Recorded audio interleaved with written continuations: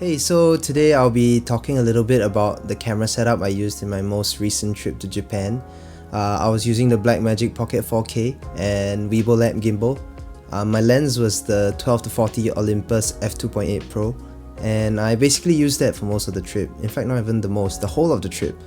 And I got all my shots using that setup. So today I'll be talking a little bit about three main things: how I managed to get it to balance, secondly, why I don't really recommend it, and thirdly, how I got over the problem of focusing.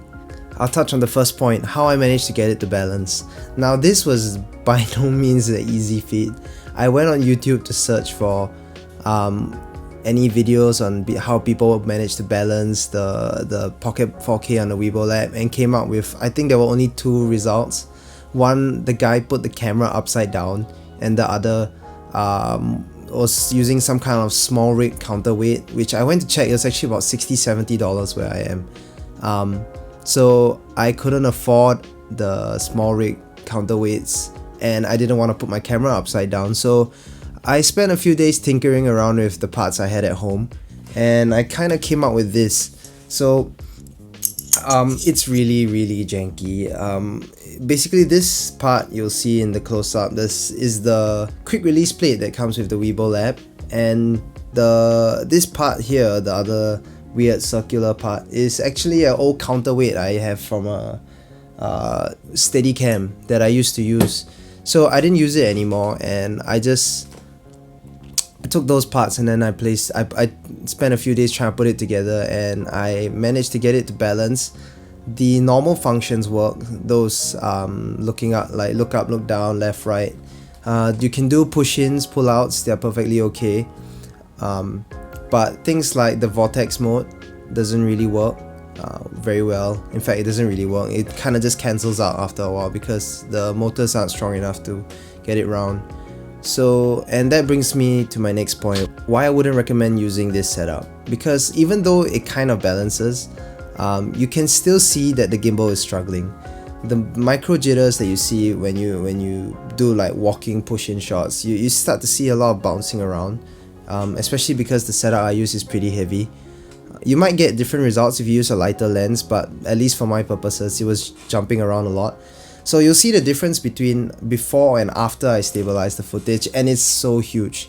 So I really wouldn't recommend running out and getting this now, especially since the Weebill S is out.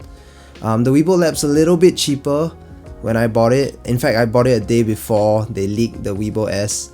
So, I mean, I wouldn't recommend going out and buying this. I'm just doing it because I'm a broke undergraduate student, and I just gotta work with what I have. So, the last point I'll be talking about is focusing. How I managed to get focusing to work with this Blackmagic Pocket 4K, because we all know the focusing is terrible. The autofocus is basically not usable. It doesn't have any tracking or just no CAF in general, and it was a big change for me because I came from the Panasonic GX85.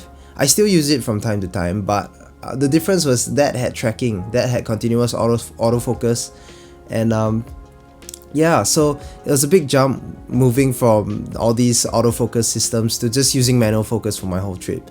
It really changed the way I shot stuff and the way I planned out my shots as well. So what I did was I just pick a subject. If I had a subject in the video, I'd pick a subject, I'd maintain the distance from the subject, and I'd just do my small movements here and there. So I'm probably going to be looking at a follow focus servo system somewhere down the line. I'm definitely not gonna buy one for my Weebill lamp though, because I think for me at least this is a dead end. I'm not gonna spend any more money on this system, and I'll just look to upgrade to something better in the future. Something like the Ronin S, Moza Air 2, Weebill S, those are pretty good options to me. So I'll just be saving up a little more and buying a focus system for those, that ecosystem. So I think actually that's about it. If you have any other questions regarding my setup, my settings, or basically in generally how I shot my most recent trip to Japan, just leave them in the comments. It's the holidays now, so I have quite a bit of time. Thanks Vinay for asking about how I balanced it out and everything. I hope this answers your question. If it doesn't, just let me know again in the comments of this video.